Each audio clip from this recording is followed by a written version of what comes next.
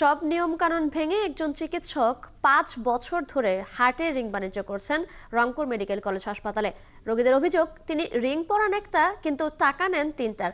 হার্টের এনজিওগ্রাম সহ রক্তনালীর রিং বসানো, হার্টের পেসমেকার বসানোর চিকিৎসা এবং সরঞ্জাম সরবরাহ করেন ডাক্তার মাহবুবুর রহমান নামের ওই চিকিৎসক। এ নিয়ে দুদক সহ বিভিন্ন দপ্তরে ভুক্তভোগীরা অভিযোগ দিলেও তার বিরুদ্ধে কোনো ব্যবস্থা নেওয়া হয়নি। বিস্তারিত শাহ বাইজিদ আহমেদের প্রতিবেদনে। সুখবর সুখবর সুখবর, আর নয় ঢাকা, আর নয় ইন্ডিয়া। এখন রংপুর মেডিকেল কলেজ হাসপাতালেই হার্টের রিং বসানো হচ্ছে স্বল্প মূল্যে। সচরাচর সরকারি হাসপাতালে এমন বিজ্ঞাপন থাকার কথা নয়, কিন্তু কার্ডিওলজি বিভাগের senior consultant doctor Mahbubur Rahman এমন চটকদার বিজ্ঞাপন দেন নিয়মিত। রোগীদের অভিযোগ, রিং পরানোর দরকার না হলেও রোগীকে আতঙ্কিত করে রিং পরান। কোনো ক্ষেত্রে একটি রিং বসান কিন্তু টাকা রাখেন তিনটির। কোনো কর্মরত চিকিৎসকের এরকম রিং বিক্রির নিয়ম না থাকলেও কাজটি তিনি বছরের পর বছর করছেন। উনি আমাদের মেডিকেল আন্ডারে ভর্তি করায় এবং নিজে দেখায়, এবং তিনি পরের দিনে এনজিওগ্রাম করে বলে আমাদের হার্টের সমস্যা রয়েছে, ব্লক রয়েছে, রিং পরাতে হবে। যেহেতু হার্টের রিং পরার লাগবে, তাহলে আমরা ন্যাশনাল হার্ট ফাউন্ডেশন ঢাকায় চলে যাব।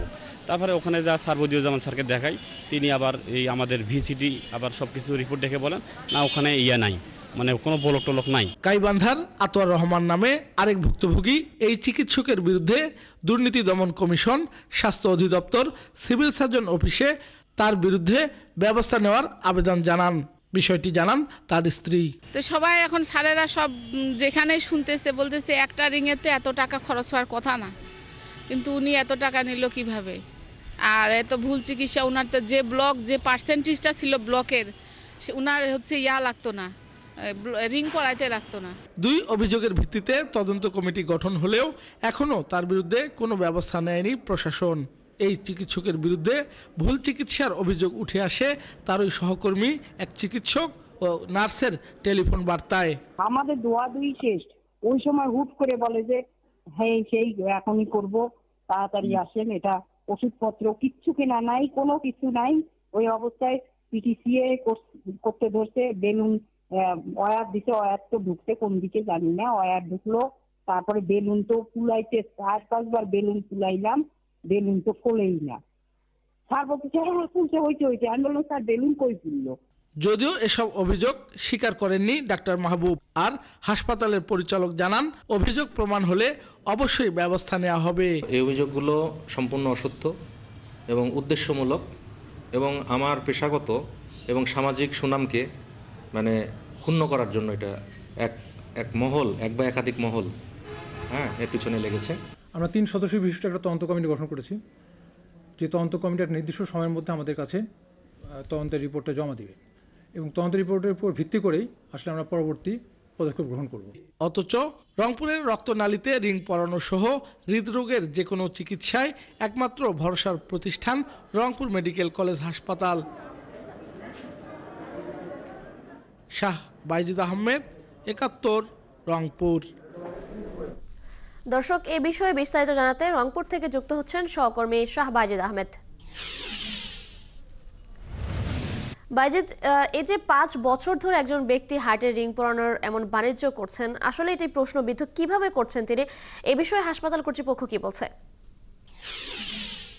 দেখুন, একটি সরকারি হাসপাতালে এইভাবে বাণিজ্য, এটা একেবারেই যেটাকে বলে অপ্রীতিকর একটা অবস্থা।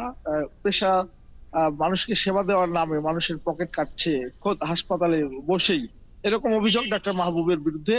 এবং প্রাথমিক যে তার বিরুদ্ধে যে অভিযোগগুলো সত্যতা পাওয়া গেছে, এবং ইতিমধ্যে কিন্তু তার নামে 3টি অভিযোগ দেওয়া হয়েছে। আর সেখানে এই অভিযোগগুলো দিয়েছেন যারা ভুক্তভোগী তারা, এবং এর মধ্যে একজন চিকিৎসক যিনি এই রংপুর মেডিকেল কলেজ হাসপাতালেই তিনি সহযোগী অধ্যাপক, এবং অন্য একটি বিভাগের প্লাস্টিক সার্জারি বিভাগের তিনি কিন্তু চিকিৎসক। তার নিকটাত্মীয় খালু হাসপাতালে ভর্তি করা হয়েছিল, তাকেও কিন্তু শুধুমাত্র রিং পরানি, এবং তার বিরুদ্ধে অভিযোগ হলো যে ভুল চিকিৎসা করা হয়েছে। আপনারা যে অডিওটি শুনছিলেন, সেটি আসলে এই বিষয়ে কথোপকথনে উঠে এসেছে।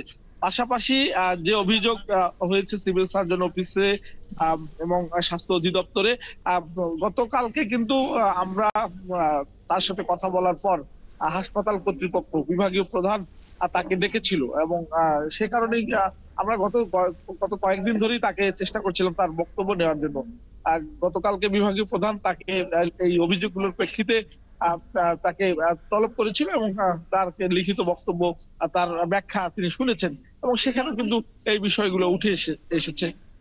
তবে সবগুলো অভিযোগ তিনি অস্বীকার করেছেন এবং বলছেন যে তার বিরুদ্ধে আনিত অভিযোগগুলো সম্পূর্ণ মিথ্যা, বানোয়াট এবং একটা মহল উদ্দেশ্য প্রণোদিত ভাবে এমনটি করছেন। তবে কোন মহলটি এই উদ্দেশ্য প্রণোদিত ভাবে এমনটা করেছেন সেটি কিন্তু তিনি খোলাসা করতে পারেন নাই এবং কাউকে তিনি অভিযুক্ত করতে পারেন নাই। অর্থাৎ এই হাসপাতাল, আরেকটি বিষয় দেখবেন সূক্ষ্মভাবে, হাসপাতালের তিনি লিফলেট এবং ব্যানার সাটিয়েছেন যেখানে তিনি পরিচয় দিচ্ছেন যে সুখবর, আর নয় ঢাকা ইন্ডিয়া, খোদ হাসপাতালেই, রংপুর মেডিকেল কলেজ হাসপাতালেই এরকম চিকিৎসা হচ্ছে। একজন সরকারি চিকিৎসকের পক্ষে ব্যক্তিগত বিজ্ঞাপন দিয়ে পোস্টার ফেস্টুন সাজিয়ে এরকম করবার কথা নয়। তো সব মিলিয়ে এই অভিযোগ প্রমাণিত হবে কিনা সেটি সময় বলে দিবে। তবে রংপুর মেডিকেল কলেজ হাসপাতালে নতুন পরিচালক পেয়েছে যিনি যিনি বিশেষ বাহিনী থেকে এসেছেন।